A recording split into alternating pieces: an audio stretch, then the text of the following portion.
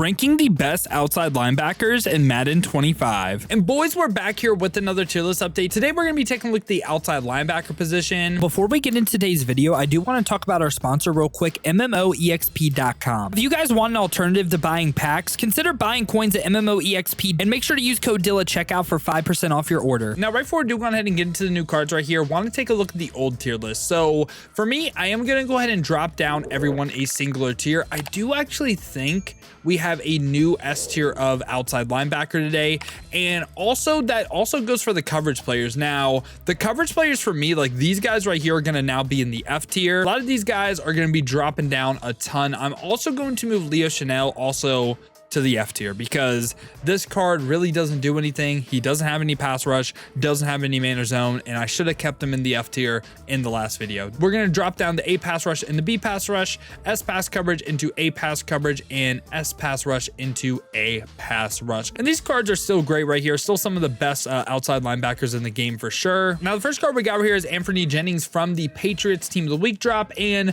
this card is 6'3", has 82 speed, 86 XL, but has little to no pass rush and also no man or zone. So this is going to be a pretty easy card to rank. We're going to go ahead and start off with him in the F tier. We also get Tuli Tupelotu right here. I probably butchered that, but listen, we tried. 6'3", 266, 84 speed, 88 acceleration. So not really the worst physical stats. Has pretty decent finesse moves of 82, lower power moves, lower block shed, lower impact blocking, no man or zone on this card. And this card has all three pass rush traits on yes. And pass rush traits are really important when we look at pass rushers. Think of the bull rush move as power moves. Think of spin and swim as finesse moves, meaning on this card, we would have wanted the bull rush move on no, so he would only use finesse moves. Now, using all those moves based on our current list, I think this card can slightly make the D tier, kind of by like Arden Key. We also get Christian Ellis right here, and this is a card that is 6'3", has 87 speed, 90 acceleration, so not really bad physical stats for the linebacker yet again. 81 power moves this time with lower block shed, lower impact blocking, and really no man or zone, and of course lower finesse moves. This card though actually only has the finesse move trait on yes with swim moves, so this card's traits are kind of backwards because you would only want the bull rush move on yes. He is only going to use 67 finesse moves, so I feel like this card really doesn't do anything. Kind of like almost a hidden budget beast, but this is going to be someone in the F tier. Now we're going to go on a slight little run of most feared cards, all 87s, and the first one we got right here is Yaya Diaby, and this is a card that is 6'3", 263, has 87 speed, 88 acceleration with 90 power moves. That is really nice. Of course, lower finesse moves. The block shed and impact blocking are solid, but for traits, he has the bull rush and the swim move trait on yes. Kind of hold him back a little bit, right? Like on this card, we would only want the bull rush trait on yes, but I think this card is solid, man. I'm thinking C, maybe B for him.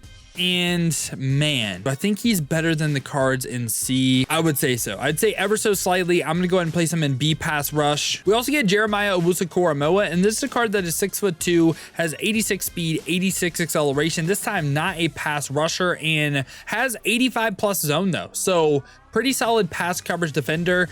He has play ball and air balance, has a big hitter trait on yes, which is nice for coverage. This time for abilities, he doesn't get the lurk artist. I think JOK is always really solid as a pass coverage player. I'm going to go ahead and slightly place him in the B tier by Drew Tranquil and Logan Wilson. After that, we get EJ Speed, and EJ Speed is 6'3", so pretty decent height, 86 speed, 86 XL, but no pass rush and also no man or zone. So for me, the card really doesn't do anything. EJ Speed is going to be someone that is in the F tier. We also get Devin White right after that, and this is a card that is fast. I mean, 89 speed, 89 XL, and even decent agility in COD as well. Of course, not really a pass rusher, but pass coverage standpoint really doesn't offer you a lot as well. He's like all out physical stats, which it's not the worst zone in the world, but it's all out physical stats. And Devin White is someone that I think Devin White, because there's no man or zone, and the fact that the switch stick is so important this year, you just don't really want players that have no zone on your field, man. So for me, Devin White's going to be right by Leo Chanel. I have pretty similar thoughts to these two cards. I just hate the fact that they just really aren't anything besides just physical stats. And now we go on a slight little run of team builders. The first one we got is Lorenzo Carter, and this card is 6'5", 252, 87 speed, 86 acceleration, has 88 finesse moves, a little bit lower power moves, but good block shed, good impact blocking, and per traits. This time bull rush and swim move on yes. I think he's a little bit worse worse than Yaya Diaby because at least Yaya had 90 power moves. I'm gonna go ahead and place Lorenzo Carter in the C tier. Now, honestly, this is a card that I completely overlooked, and I was not familiar with Segun Ulabi's game. I know I'm saying that so wrong. This card is a beast, and he is 6 foot, 88 speed, 88 excel, 86 agility, 87 change of direction. This time though, has 87 zone coverage, so hits that 85 level of zone. Also, play ball and air balance, no big hitter, but the biggest thing, the thing that I think is really nice on the card is the fact that he can get lurk artist as a base ability. So I believe he is the cheapest lurk artist in the game as well, if we don't count Manti Te'o being a free card. And I love this card, man. Being 85 speed, I'm all for it. I'm gonna go ahead and place him. Honestly, hold on. No, this is what has to happen. He's not S pass coverage.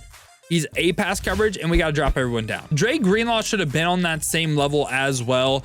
I think I just completely like blanked, and yeah, so I'm okay with all these guys just being on the B pass coverage tier. Cool with the Luby being like a tier above them. So yeah, that's how the pass coverage side of things looking like for me. We also get Jack Sanborn, and this is a card that is 6'2", 85 speed, 85 accelerations, and this time he offers you nothing as a pass rusher and no man or zone. So this is going to be another card that is a easy addition to the F tier. Right after that, we get Bud Dupree, and Bud Dupree is 6'4", has 87 speed, 89 acceleration, and 90 power moves yet again with decent block shed, decent impact blocking, and for traits, has the bull rush and the swim move trait on yes. I feel like this card is very similar to Yaya that we covered earlier, so I'm gonna go ahead and place them right by each other in the B tier. And right after that, we get Baron Browning, and Baron Browning is 6'3", 240, has 89 speed, 93 acceleration, and has 88 power moves, 88 block shed, but this time he actually will not use his finesse moves. He only has the bull rush trait on yes. I like the speed and excel a ton.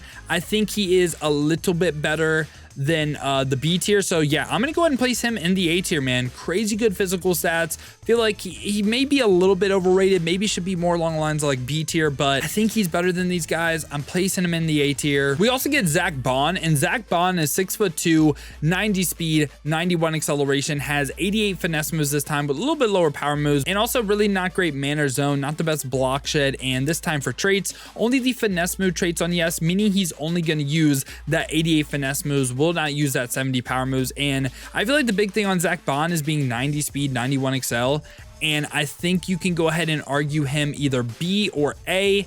And because of how fast he is, man, I'm going to slightly lean bottom end of A for him. And yeah, I mean, you could even argue him better than Baron Browning too. It depends what your thoughts are on that block shed rating as well, but he is a very fast rusher in this game. We also get Matt Milano, and Matt Milano is 6 foot, has 88 speed, 89 acceleration. I mean, okay pass rush, I guess. I mean, okay man or zone. And this is a card that only has the swim move trait on yes, meaning he's only going to use 79 finesse moves. So really not good pass rush and really not good man or zone.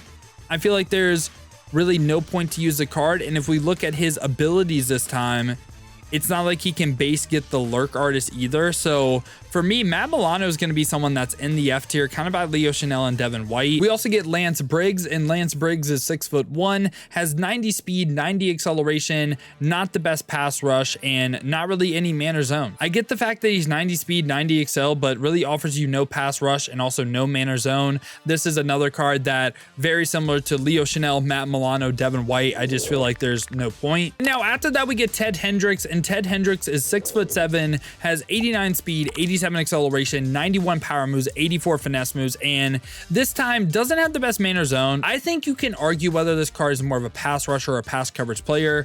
I think he's pass coverage because of 6'7". He also has big hitter on yes, play ball and air balance. Gonna use both his pass rush moves, which honestly is probably perfect role as someone that occasionally drops into his zone, occasionally rushes the passer, right? And Ted Hendricks this time, from an ability standpoint, can get the lurk artist pre-lit X factor that starts on, can also get reinforcement or dual threat that starts on, but I think the lurk artist is the most important thing, but doesn't get that as a base ability, kind of weird. But I am going to go ahead and say Ted Hendricks is more of a pass coverage player. And I'm going to have him in this S pass coverage here. I feel like you just can't teach that 6'7". Now, after that, we get Terrell Suggs, and Terrell Suggs is 6'3", 265, has 87 speed, 86 acceleration, has 85 finesse moves, 91 power moves, 90 block shed, 90 impact blocking, and for traits, has all 3 pass rush traits on yes, and this time abilities, if you are curious. I feel like the X factors on this card, they're not AKA, doesn't start on. To me, it doesn't really matter.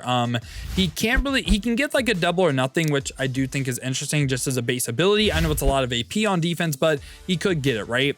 I think Terrell Suggs is the new start of like this S pass rush tier. I like him more than everyone in A tier. I think he's better, and I think it's just a slight difference. I don't think it's like the biggest gap in the world, but I would take him over everyone in this A pass rush. After that, we get the rank reward Devondre Campbell. This is a card that is 6'4", so has crazy good height, 90 speed, 90 acceleration, 91 agility, and this time has 89 zone coverage, can get all 32 team chems, so can potentially get him up to 91 speed. I mean, this card as a rank reward is kind of crazy too if you can get up to hero. Let's say you can't get him if you are higher than hero either. Has lurk artist for 1 AP, could get mid zone KO for 2 AP. Not really crazy, but yeah, Devondre Campbell, I think he's another pretty easy addition to a S-pass coverage player. And now we get TJ Watt, and TJ Watt is 6'4", 252, 89 speed, 90 acceleration, has 93 finesse moves with 84 power moves, 90 block shed, 90 impact blocking, and this time 80 zone coverage as well. So he could potentially drop into a zone, but I do think he's more of a pass rusher than a pass coverage player, obviously. And this time he has all 3 pass rush traits on yes. And if you're curious about abilities right here, let's take a look. He can go ahead and potentially get the double or nothing again, maybe a speedster, maybe an edge strike if you didn't want it. But I think TJ Watt, you don't need abilities on him, but I think he is the best outside linebacker in the game from a pass rush standpoint. So yeah, boys, this is what my updated outside linebacker position is looking like in Madden 25 Ultimate Team. Let me know your guys' thoughts down below in the comments. Let me know what you agree with, what you disagree with. Who do you think should go up? Who do you think should come down? Now, if you guys did enjoy this video, though, you enjoy content like this, want to stay up to date with everything that's the best here in Madden 25, make sure to leave a like and subscribe. Now, if you guys do want to go ahead and see me use some of these cards live on stream, I have been streaming here on both YouTube and Twitch. To watch on YouTube, make sure to hit that noti bell as well. You'll be notified every time I upload or go live here. Or if you guys want to watch on the Twitch, check the links in the description, hit that Twitch with a follow. But if you guys do want another video to watch, check out this one right here.